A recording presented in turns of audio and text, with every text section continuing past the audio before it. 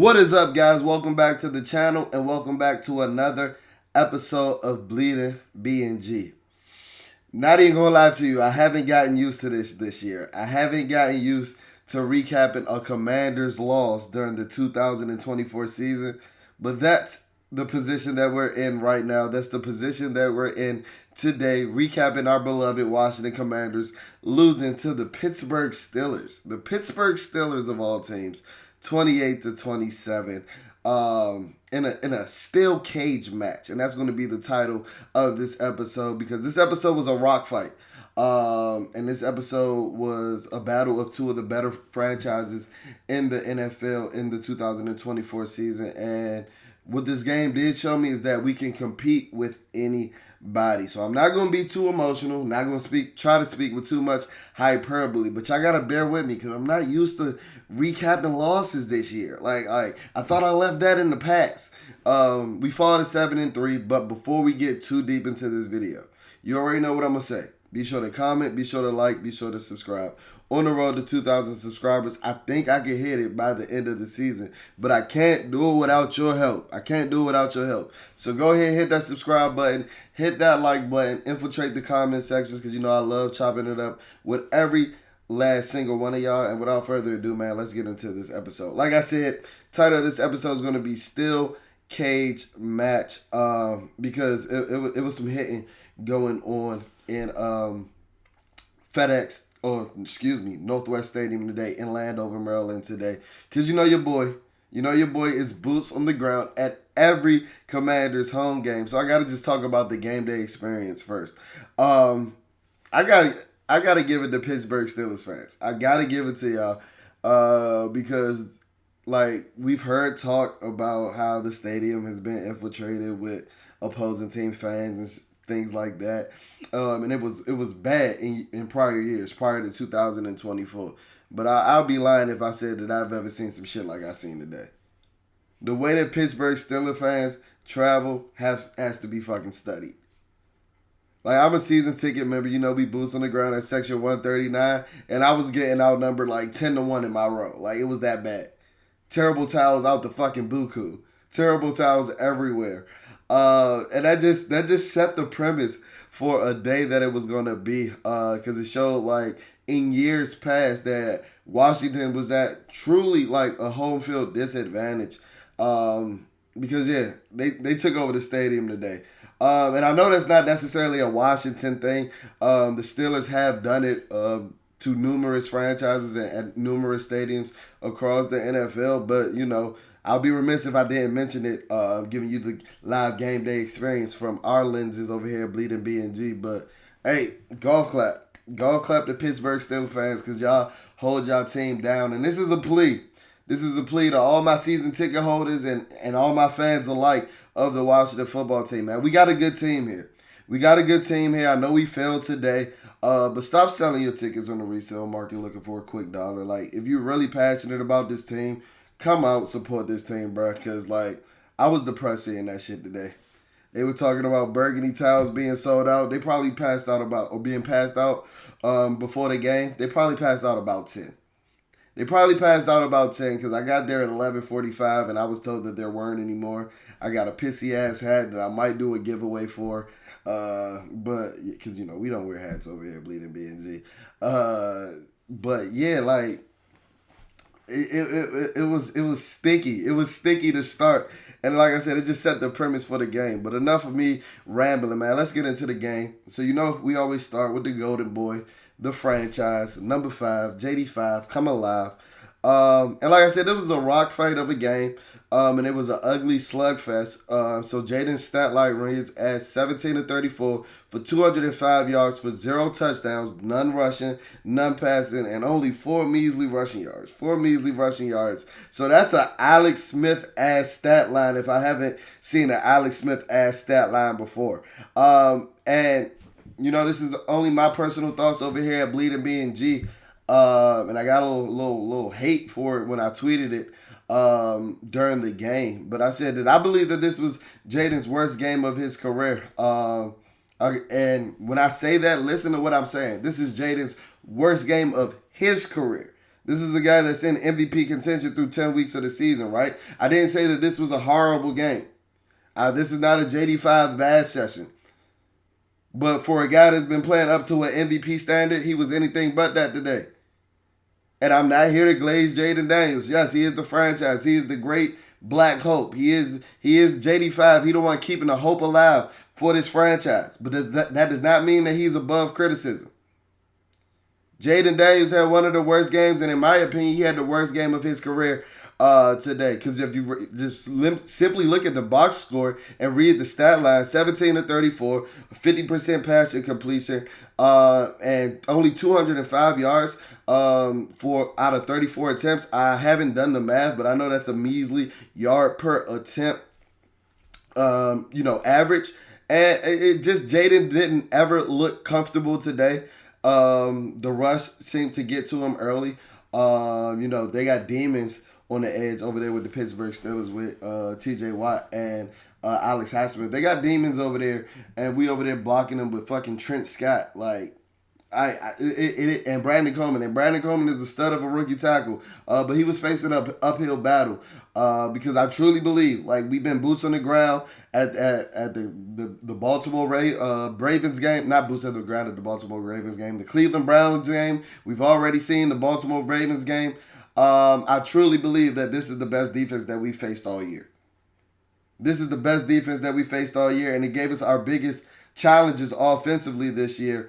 And that's why I say that this was a rock fight of a game. And don't get me wrong. Like I said, this isn't a Jayden Daniels bash session, because I know he's the Holy Trinity. He's the Son, the Father, and everything that everything. He's our guy. He's the guy to lead us to the promised land. And he did not have his best game by any means. But Jayden Daniels receivers fucking sold him today. Jayden Daniels receivers was fucking out there selling today. Every pass catcher not named Terry McLaurin was selling like shit today. And I told you, I promise not to talk with too much emotion and too much passion, because we are 7-3. But this was a game where we left a lot on the field. And at the beginning of this episode, I said that we can compete with anybody, but the little things are going to get us over the top as we go into this divisional gauntlet where we got to play the Philadelphia Eagles twice. I'm not even going to mention the Dallas Cowboys because they dog shit. But we got to face some of the teams that we might be playing in the playoffs, the Atlanta Falcons. And potentially, if we get to the Super Bowl, we're going to be seeing some of these top of the AFC teams like the Baltimore Ravens and like the Pittsburgh Steelers. But you got to work on these marginal things, these little things that piled up today, resulting in a Washington loss. But getting back to these pass catchers, man, they was selling like shit. You get a drop, you get a drop, you get a drop. Like, it was bad. It was bad, but I can admit that, like, two things can be mutually exclusive. Like, our pass catchers were selling like shit, and Jayden Daniels' stat line could look a lot better, but this could have also been Jayden Daniels' worst game, in my opinion. And the reason that I say that it was his worst game is that he's missed some throws that I haven't seen him miss all season. I'm not used to it. And I totally understand it. He's a rookie. I'm not used to a rookie playing to an MVP standard in Week 10. So when I say that Jayden Daniels didn't play up to the level of Jayden Daniels today, that's not me bashing Jayden Daniels. That's me being a realist. That's me being honest. And I can also acknowledge that the pass catchers were selling them today, while I can also acknowledge that Jayden missed some throws. Primarily the throw to Luke McCaffrey in the fourth quarter coming out of the end zone. That's probably Jayden's most egregious miss of the season. You can argue that or the missed deep ball that he had to Terry McLaurin in Week 1. But one thing that can't be argued, that it was definitely the most important. It was definitely the most important because at that time we were still up 6, had a chance to potentially go up 2 scores after the defense forced the second turnover of the second half, which we resulted in 0 points off of either of those turnovers. So these are some of the reasons why I said that Jayden Daniels was just a guy today. And that's okay. This is a rookie. I expect to take these lumps. But his supporting cast did not help him at all. The running game was non-existent. We had 60 rushing yards as a total. I already mentioned that Jayden only had 4 rushing yards. I think the Pittsburgh Steelers, they have a lot of experience going against a rushing quarterback like Lamar Jackson. So they had that pretty much game plan. Patrick Queen was spying him a lot throughout the game. And there were also a couple of times, and I mentioned this in a couple of episodes this season, where I thought that Jayden could have kept the ball. And I think that he's more eager to get rid of the ball since his rib injury. I don't know that he's 100%. And I don't know if that has played into a part of some of the inaccuracy that we saw today. But I'm not here to give him any excuses. Just giving, the most raw, uncut, and unfiltered analysis that you come to Bleed and B&G for. Because you're going to get it here. You're going to get it here. We are not here to glaze any player. We are not this is not like a cult-like fan base, or this is not like a cult-like fan over here. JD5, he's still alive. He's still the Rookie of the Year candidate. He might have went down the MVP rankings a little bit after today, but he had a rough outing. He got Mike Tomlin today. Rookie quarterbacks don't beat Mike Tomlin. Teams off of bye don't beat Mike Tomlin, and we see why. Because ultimately today, I think that the reason that the Pittsburgh Steelers won is they were ultimately the more disciplined team. They were ultimately the more disciplined team. And I'm sorry if you guys are hearing that rain in the back. We are in the wee hours of Monday, November 11th. But yeah, just enjoy the soothing underlays of the rain. If you guys do happen to hear that, my apologies. But yeah, the running game was pretty non-existent. Only 60 rushing yards. Austin Eckler did find a way to get in the end zone 2 times off of 2 short yardage runs. But other than that, I'm starting to see a trend where we get away from the run game when we don't have Brian Robinson. And I'm not liking that trend. I'm not a huge fan of that trend because I'm starting to also see a trend where Brian Robinson is not available. And I love B-Rob. Y'all know we call him Brian Run Through a Motherfucker Face Robinson. But you'll be a fool if you don't think that Adam Peters should be looking at the running back class in the 2025 draft. At this point, I love Brian Robinson. When Brian Robinson is on the field, he's a goddamn dog. But y'all know I'm a big believer in your best ability is availability. Availability is your best ability. And if you're not available, you can't do shit for me. And this is Brian Robinson's, 3rd missed game. And he also didn't play damn near the whole second half against the Carolina Panthers. So these soft tissue injuries, and they're different ones. First it was the knee, now it's the hamstring. They're starting to pile up.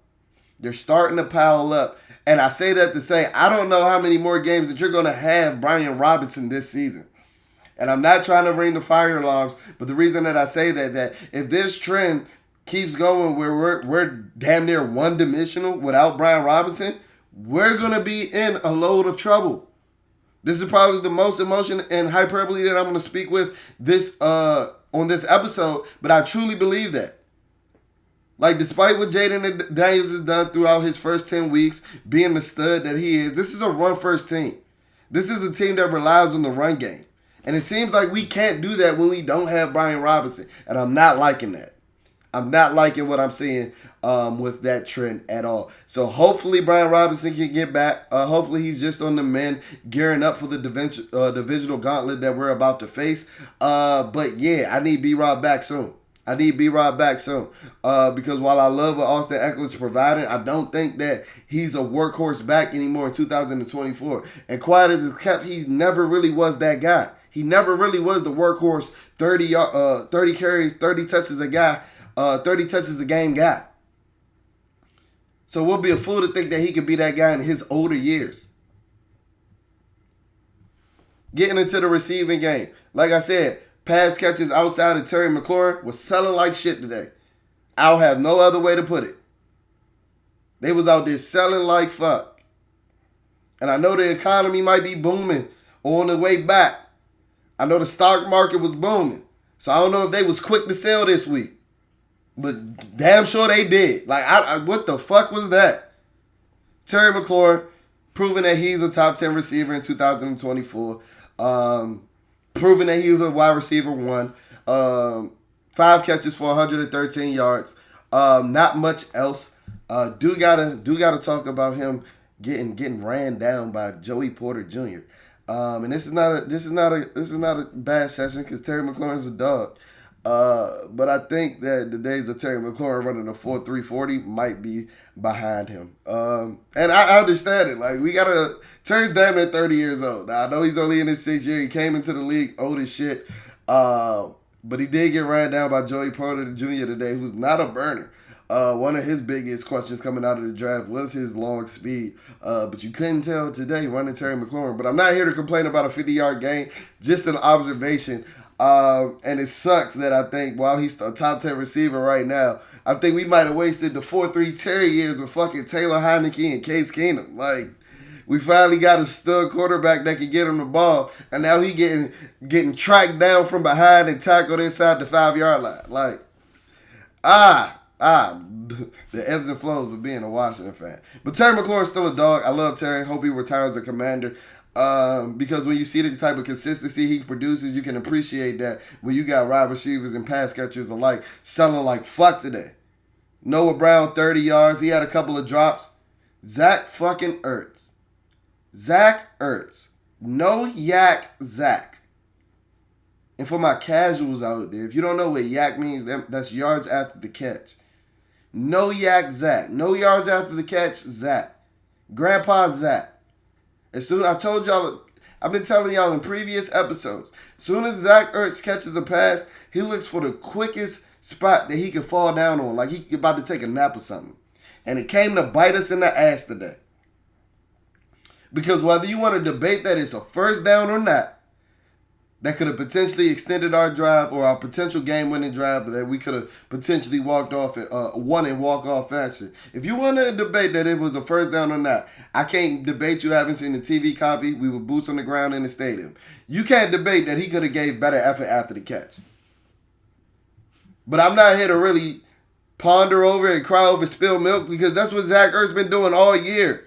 No yak Zach. Catch and fall Zach. Catch a ball and quick to drop down like a fucking Life Alert commercial, bruh. And I'm not here to debate if that was a first down or not. You 6'5", 240 pounds. If you can't drive for 1 yard, you don't need to be out there. And Zach Ertz has been an anomaly this season. He has. Even without the yak. But these are the little things that I'm talking about piling up.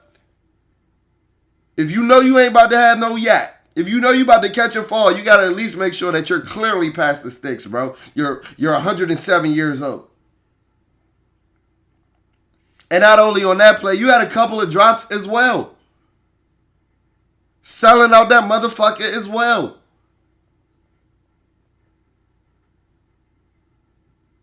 Selling out that motherfucker as well. Noah Brown, 30 yards. Zach Ertz, 30 yards. De'Ami Brown, negative 13 yards. And a drop.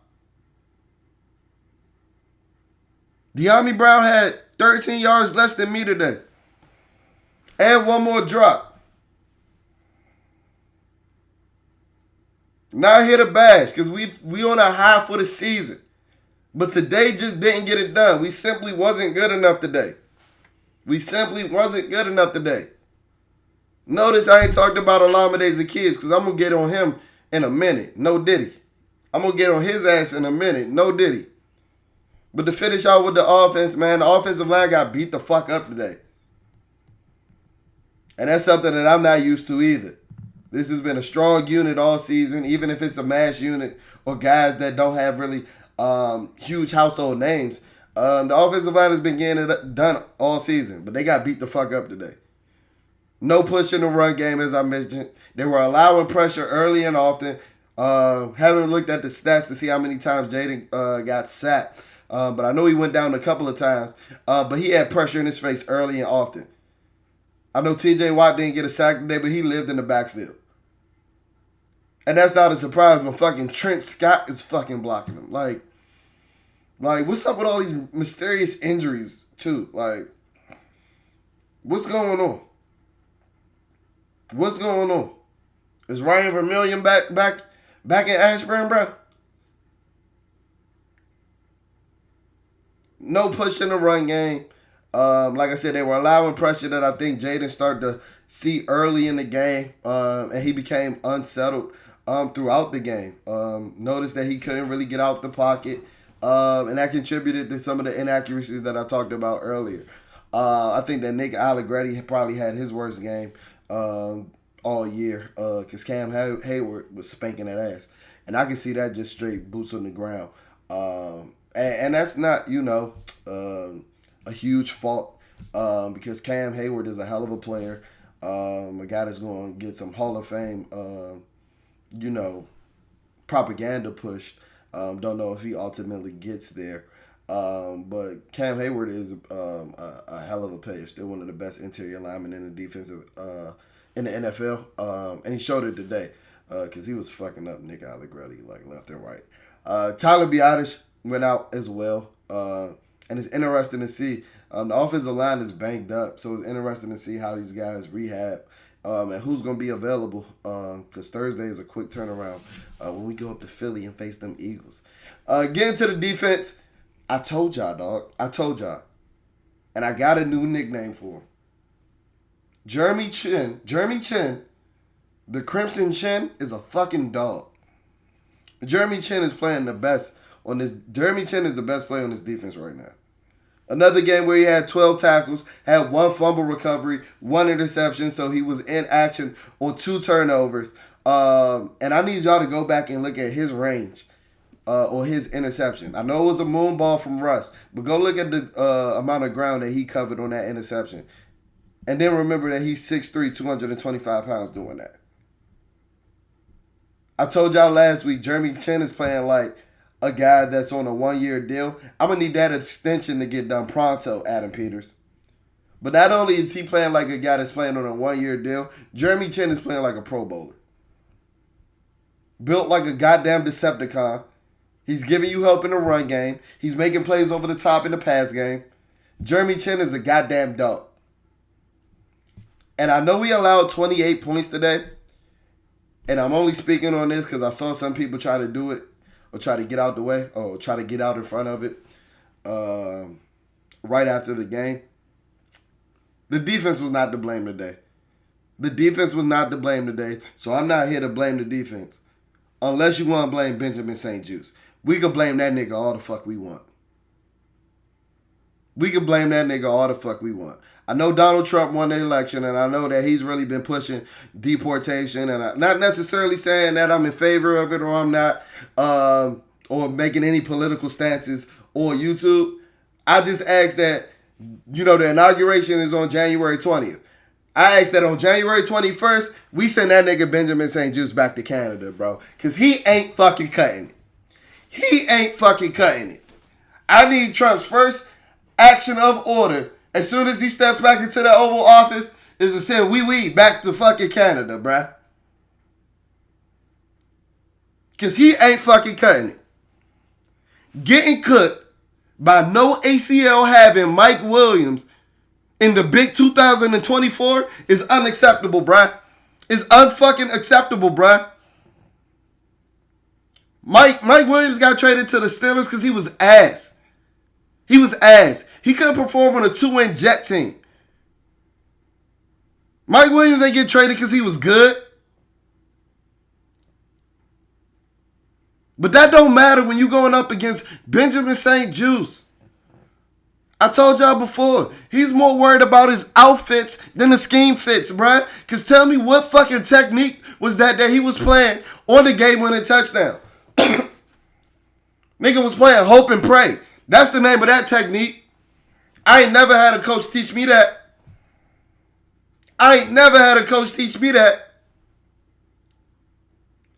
Send this nigga back to Canada quick, fast, and in a hurry. I'll pack his bags for him. I will pack his bags for him.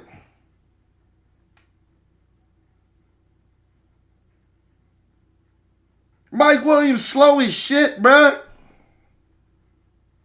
And I'm not mad that you got beat. I'm not mad that you got beat. Because these NFL players at the end of the day, and Mike Williams was once upon a time good. But this ain't 2019, nigga. But it's how you got beat. You let Mike Williams run by you, bruh. Mike Williams burnt you, bruh.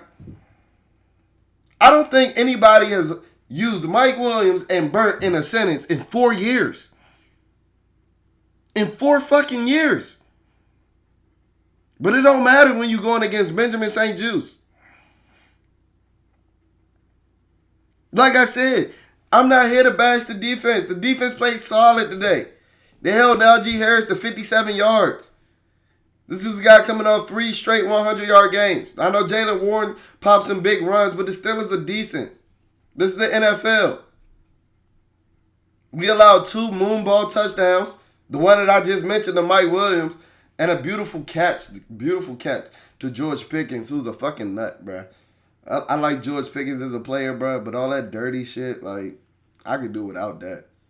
I wanted to run out on the field myself and throw some fisticuffs with George Pickens after he did that shit to my man Mikey Sanders. But the defense is not to blame. Unless you Benjamin St. Juice. Then we can give you all the fucking blame that we want. Marshawn Lattimore can't come soon enough. And quiet as it's kept, I don't know if he's playing on Thursday. If you ask me right now, in the wee hours of Monday morning, Monday, November 11, 2024, and I was a betting man, I would wager that Marshawn Lattimore isn't playing on Thursday. If you hear his only media availability that he's had with the Commanders, he said that this is a new injury. What the fuck is that? What the hell is that?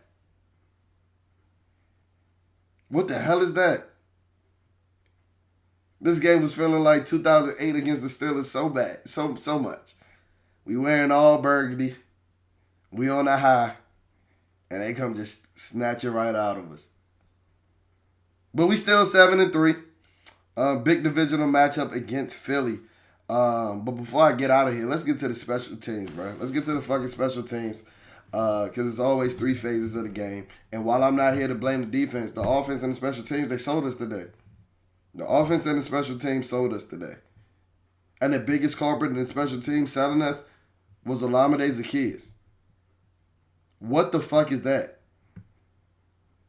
When the fuck you rub your hands in fucking Diddy baby oil before the game, bruh? You was chilling with Diddy before the game, bruh? Since when the fuck we start muffing punts?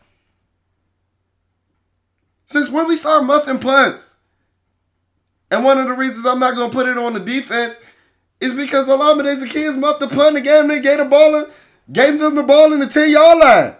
I know they was in the red zone. After a stop. After a 3 and out. They got a 3 and out, and then fucking Fumble Fingers go over here doing his worst bullshit.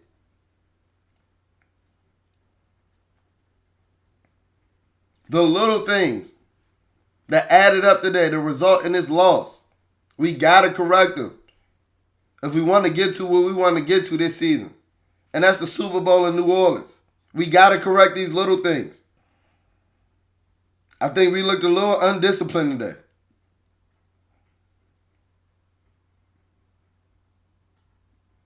Zane Gonzalez did a good job stepping in for Austin Seibert. Trustway had some pretty solid punts today. So outside of fucking Olamide Zaccheaus, the special teams unit was pretty solid. I know the kick coverage unit let the Steelers get to the positive side of the 50 one time.